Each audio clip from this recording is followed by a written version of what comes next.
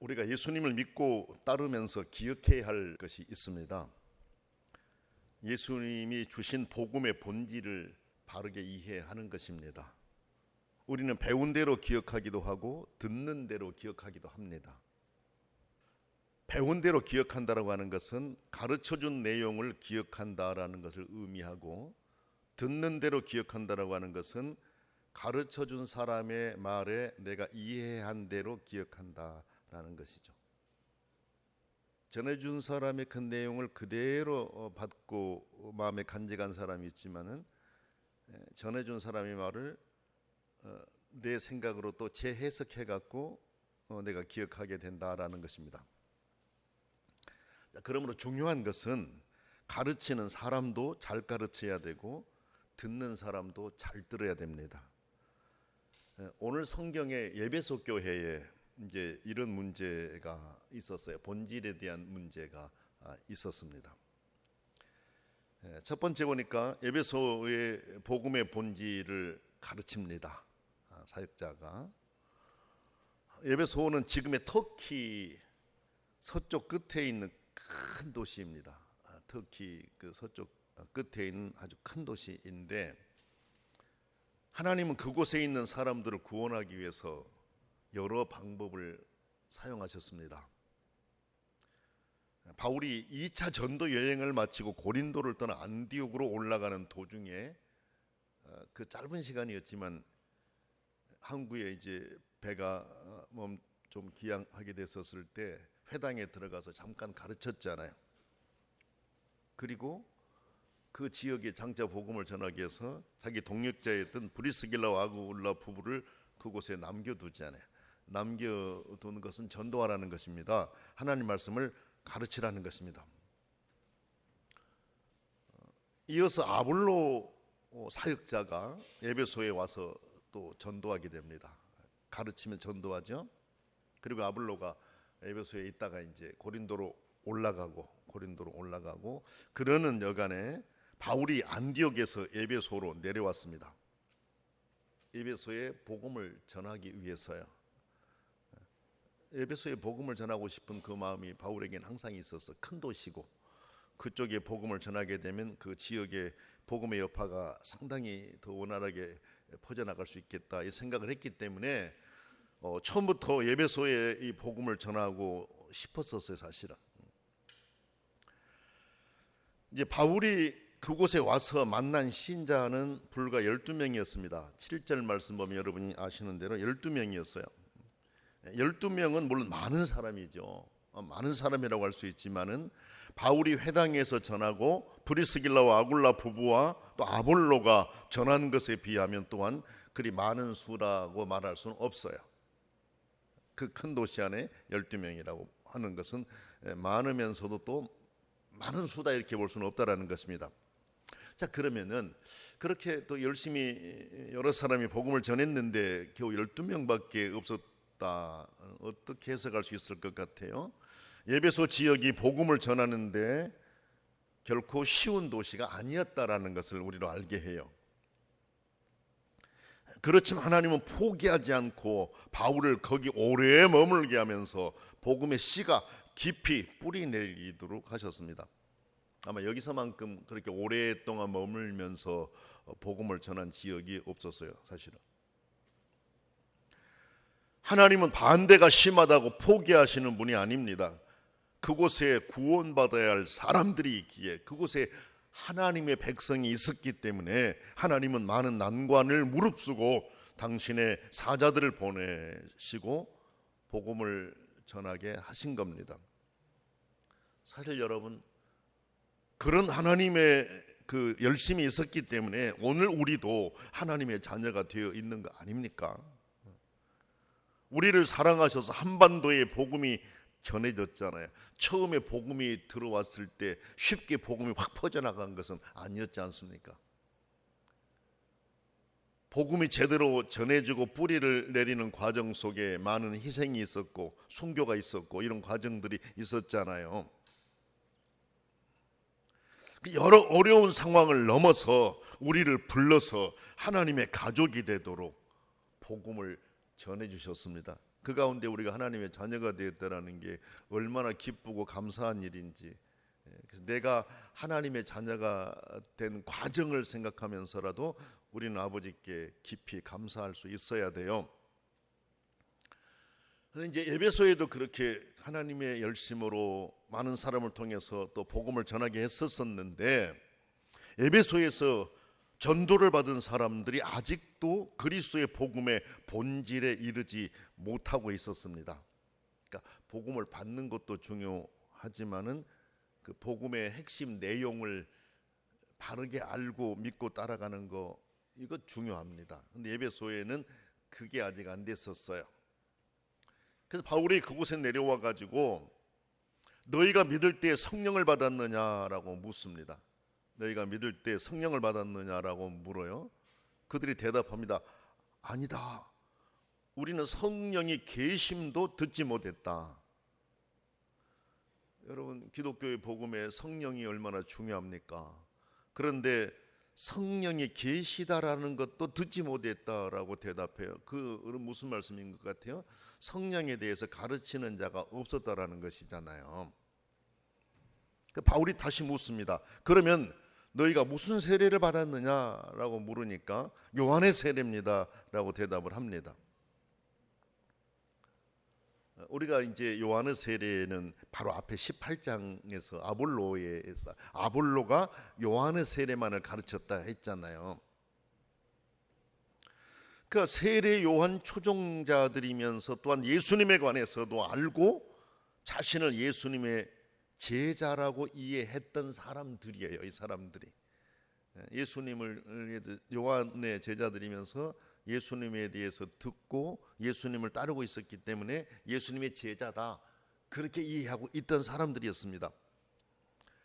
바울은 이런 사람들에게 세례 요한의 세례와 예수님의 이름으로 행하는 세례가 어떤 차이가 있는지 그 사이 차별을 명백하게 알려주어야만 했어요.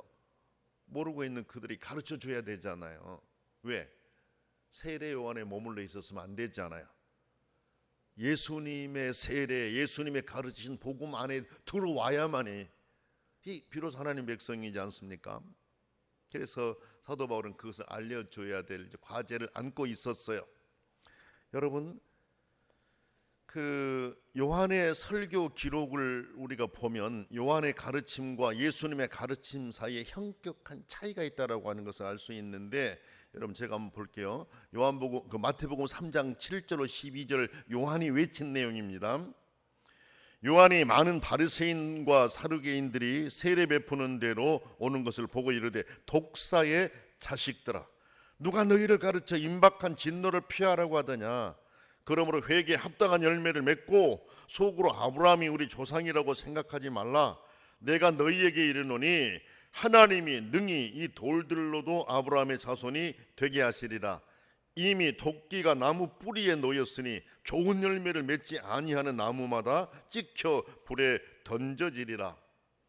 나는 너희로 회개하게 하기 위하여 물로 세례를 베풀거니와 내 뒤에 오시는 이는 나보다 능력이 많으시니 나는 그의 신을 들기도 감당하지 못하겠노라. 그는 성령과 불로 너희에게 세례를 베푸실 것이요 손에 키를 들고 자기의 타작마당을 정하게 하사 알곡은 모아 곡간에 들이고 죽정이는 꺼지지 않는 불에 태우시리라. 얼마나 무섭습니까? 그 설교를 들을 때 얼마나 두렵습니까? 얼마나 무섭습니까? 이게 세례 요한의 설교예요. 그러니까 이걸 세례 요한의 세례라고 표현하고 있는 것이죠. 요한의 가르침은 위협이고 예수님의 가르침은 좋은 소식이고 복음이었습니다. 아무도 요한의 가르침을 복음이라고 부를 수는 없어요. 요한의 가르침은 사망과 파멸로 떨어질 수 있다라고 하는 위협이었습니다. 무엇보다 중요한 것은 요한이 내 뒤에 오시는 분에 대해서 말하고 있잖아요. 그러니까 내가 목적이 아니라 내 뒤에 오시는 분이다. 예수 그리스도라고 하는 것이잖아요. 예수님의 가르침 안으로 나온 자들이 성령을 받아야 된다라는 걸 가르친 거예요. 요한 자신은 성령을 줄 수 있는 사람이 아니다.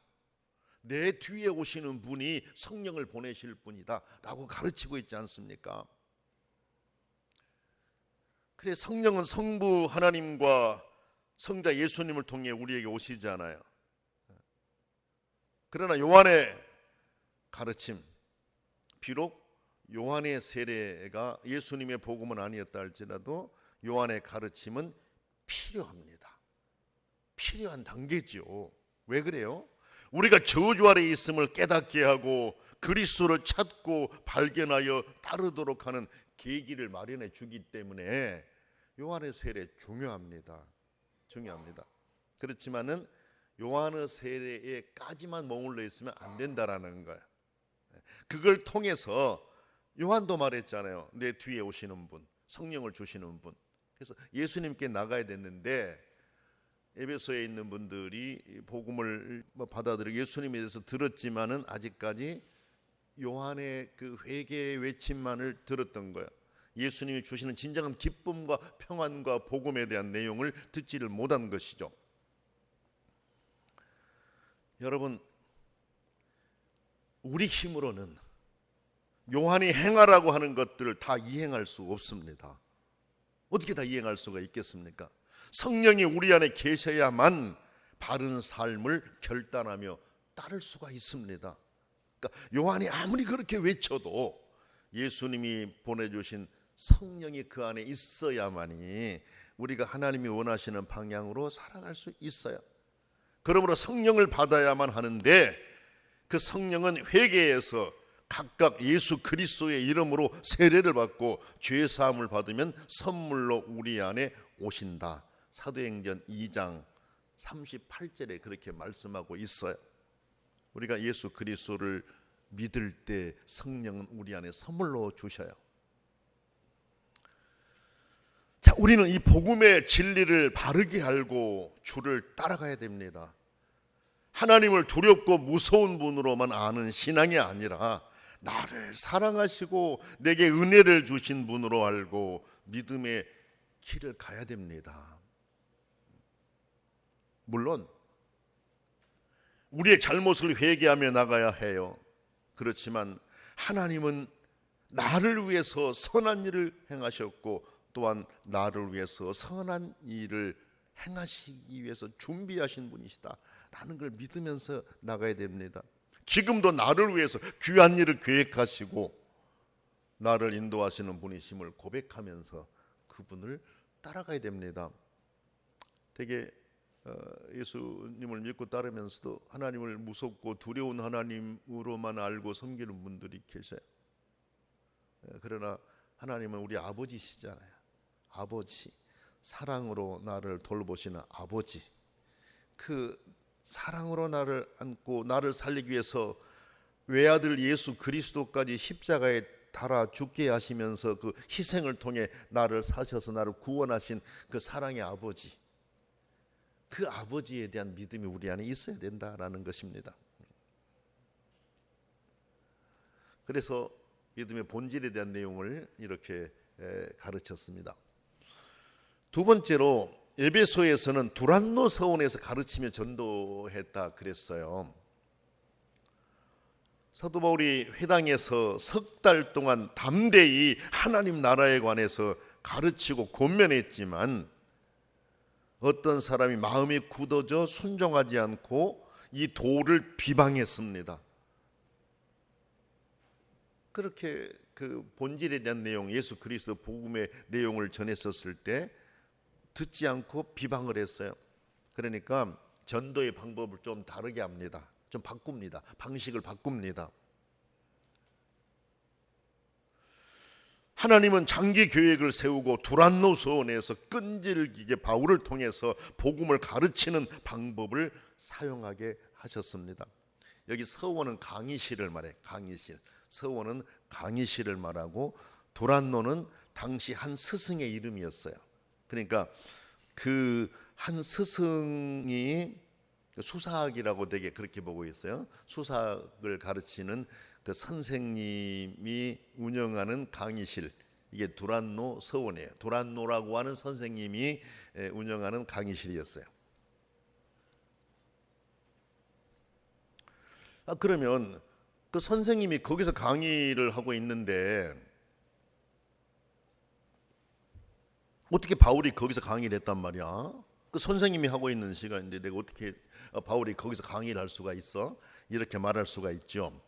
근데 이제 당시에 어떤 그 기록에 의하면은 지금 우리 시간으로 계산을 환산했었을 때 지금 우리 시간으로 오전 11시부터 오후 4시까지 그곳에서 가르쳤다 이렇게 기록하고 있어요. 사도 바울이 우리 시간으로 오전 11시부터 오후 4시까지 도란노 서원에서 가르쳤다라는 겁니다. 아니 그 중요한 시간에 왜 그러면은 도란노라고 하는 스승은 자기가 가르쳐야 됐는데 왜 빠지고 사도 바울로 가르치게 했을까? 이것은 우리가 이제 그때 그 지역적인 상황들을 좀 알아야 돼요. 당시 그 지역에서는 오전 11시 이전에 일했어요. 오전 11시 이전에 일하고 11시부터 오후 4시까지는 일하지 않고 쉬는 시간을 가졌습니다. 그리고 오후 4시가 지나면 또 자기들의 일을 했어요. 왜 그러냐면 지역 기후 여건상 너무 더워서 더위로 인해서 그 시간에 일하기가 어려웠다라는 것입니다. 당시 에베소에서는 밤 1시보다도 낮 1시에 깊이 잠자는 사람들이 더 많았다라고 전해지잖아요. 밤 1시보다도 낮 1시에 깊이 잠자는 사람들이 더 많았다라는 거예요. 여러분 지금도 그 가까이 있는 그리스 같은 경우는 낮에 잠자는 시간을 정해놓고 잠자지 않아요.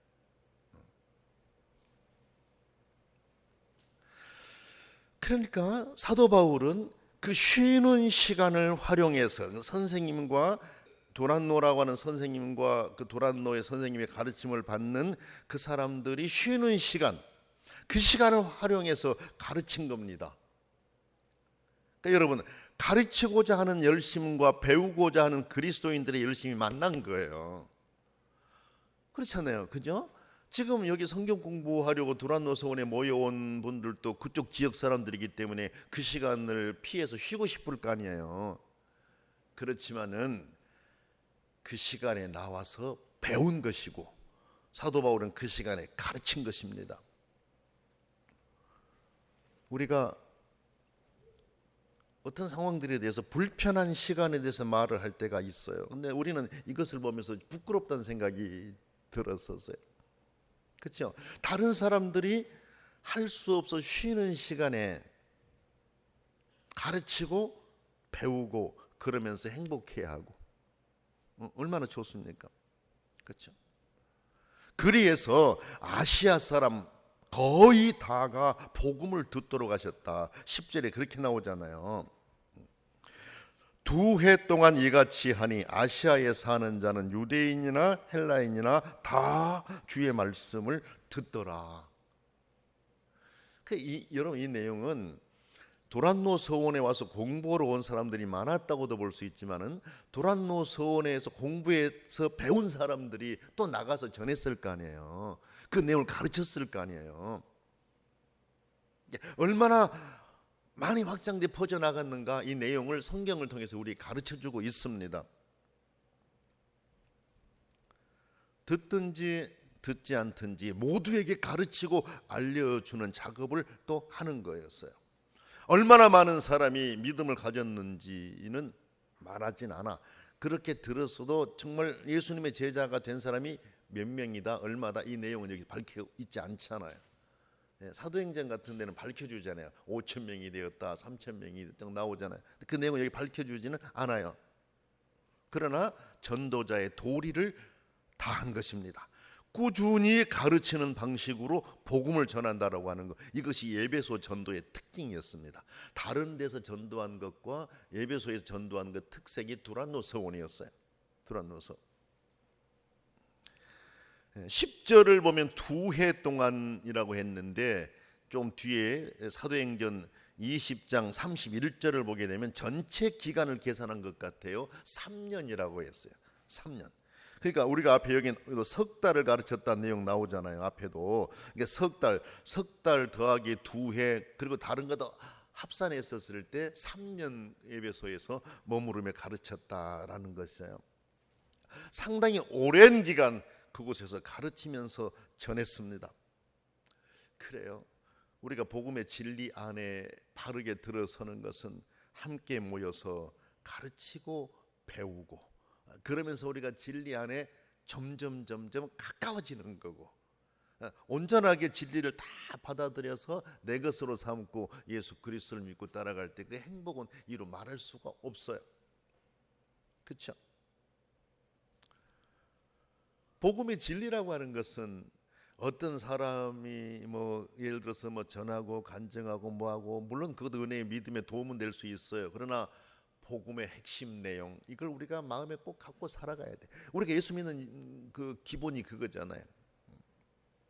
세 번째로, 부족한 신앙 전통을 고쳐서 바른 길에 올려놓았습니다. 기독교 신앙에 있어서 복음을 전하는 사람에 따라서 그 유형이 다를 수 있고 내용도 다를 수가 있습니다. 인간은 불완전하여서 완전한 선교가 있을 수가 없지요. 그런데 어떤 경우에 그 불완전한 선교의 내용이 철칙이 되고 절대 불변의 전통의 자리를 딱 잡은 경우가 있어요. 그래서 문제가 생길 때가 있습니다. 불완전한데 그것이 딱 전통으로 잡혀가지고 누군가가 바른 것을 말하려고 해도 들어가지가 않죠. 오히려 바른 것을 말하는 사람들을 받아들이려고 하지 않죠. 이게 심각한 문제가 될 수 있습니다. 교회나 다른 선교 기관들도 마찬가지예요. 여러분, 교회들마다 저마다 강조하는 전통이 있잖아요. 전통이 주장하는 내용이 있고 그렇잖아요. 우리는 예수 그리스도의 가치, 예수 그리스도의 가치를 존중하는 것이 있잖아요. 예수 그리스도의 가르침과 가치죠. 이렇게 교회마다 저마다 강조하는 전통이 있는데 그런 것들이 다 완전할 수는 없어요. 다 교회가 주장한 게 다 완전할 수는 없어요. 그러므로 새로운 목회자에 의해서 바른 방향으로 고쳐져야 할 부분도 있을 수 있어요. 그렇잖아요. 예를 들어서 현재 교회가 어떤 교회 전통을 자기들이 고수하고 왔었는데 새로운 이제 목회자가 들어와서 봤었을 때 이건 성경적인 것과는 좀 다르다. 이것들은 조금 수정되고 바뀌어야 되겠다라는 생각을 갖고 접근할 수도 있지 않아요. 그러나 그런 시도가 때로는 문제가 돼가지고 분쟁으로 이어지는 경우도 있어요. 왜? 전통을 나는 바꾸고 싶지 않다라는 생각을 강하게 갖고 있기 때문에 그래요. 반대로 교회가 간직하고 내려온 전통이 바른 방향일 수도 있어요. 오히려 목회자가 가진 신앙이나 신학에 다소 문제가 생길 수 있어요. 그런데 그런 자기 생각으로 참 좋은 이 교회 전통을 또 바꾸려고 시도할 때가 있거든요. 그러다가 문제가 발생하는 경우도 있고 그래요. 아볼로도 그렇잖아요. 아볼로도 당시에는 우리가 목사님이 지금의 교회 직분으로 목회자라고 보잖아요. 목사라고. 근데 아볼로가 가르치고 전한 것의 본질과 빗나갔었잖아요. 약간 달랐잖아요. 그랬었죠. 그래서 브리스길 아굴라 부부가 이건 아닙니다라고 얘기했잖아요. 그렇죠? 그러니까 우리가 여러분요, 인간은 불완전해요. 불완전하기 때문에 여러분들도 여러분이 듣고 예를 들어서 목회자가 설교함에 있어서 신앙의 본질에서 약간 좀 벗어난 것 같다는 생각이 있을 때는 말해줄 수 있어야 돼요. 말해줄 수 있어야 돼요. 그러나 기도하면서 조심스럽게 부드럽게, 그렇죠? 또 목회자 역시 마찬가지고 교회와 목회자의 관계도 그런 방향으로 흘러가야 된다라는 것이죠. 그러면 중요한 것은 인간이 하는 것들에는 항상 불완전한 요소가 있다라는 걸 전제하고 바른 신앙의 길을 찾아가려고 힘써야 됩니다. 내가 가진 신앙이 100% 맞아, 100% 옳은 거야. 이렇게 됐었을 때에 위험성이 있을 수 있죠. 정말 100% 오르면 얼마나 좋겠어요. 그러나 인간은 그렇지 않을 수 있거든요. 그래서 항상 나는 열어놓고 계속해서 옳음을 찾아가고 바름을 찾아가고 복음의 본질을 찾아가려고 힘쓰는. 물론 제가 말씀드린 거는 여러분이 가진 신앙 자체에 문제가 있다라고 하는 걸 이야기하려고 하는 건 아니에요. 여러분이 가진 신앙이 100% 오를 수 있어요. 그건 고수해야죠. 고소해야죠. 그러나 그렇지 않을 수도 있다라고 했었을 때 그런 경우에는 항상 고쳐가고 바꿔갈 수 있는 아볼로처럼, 그리고 에베소 지역의 교회처럼. 그렇죠. 지금 에베소 교회의 경우가 그렇잖아요. 에베소 교회는 아볼로가 변화되기 전, 그러니까 그 예수의 세례, 예수님의 가르침에 대해서 제대로 깨닫기 전에 전했던 그 영향을 많이 받아 있었어요. 그래서 아볼로식의 신앙과 전통을 가지고 있었습니다. 그런데 바울의 가르침을 받고 참된 전통으로 개선할 수가 있었어요. 이건 다행이잖아요. 물론 아볼로도 나중에 고린도에 가서는 바르게 가르치죠. 예수가 그리스도라고 가르치잖아요. 왜? 누구한테 배웠어요? 브리스길라 부부와 아굴라 부부에게 배웠어요. 집사님 부부에게 목사님이 배운 거죠. 배워가지고 고린도에 가서는 에베소에 있는 동안에는 이제 이미 가르쳐버린 거 어떻게 하겠어요? 이거를 이미 그 놔두고 자기는 고린도로 떠나버렸는데, 고린도에 가서는 이제 예수가 그리스도라고 전하고, 그리고 이제 바울이 에베소에 내려와 가지고 그 아볼로가 그동안 했던 전통을 이제 바꿔주면서 예수님에 대한 진정한 복음의 내용, 본질을 말하고 있다라는 것입니다. 우리는 나의 신앙 전통을 점검해 보고 가능한 한 하나님의 뜻에 꼭 맞는 진리로 보다 가까이 나아가도록 부단히 힘써야 됩니다. 아닌 것은 바로바로 바꾸면서 복음의 진리 안으로 나가야 됩니다. 우리는 항상 복음의 본질을 바로 깨닫고 계속 배우는 자세로 바른 진리 안에서 살아가는 그런 하나님의 자녀들이어야 합니다. 기도하겠습니다.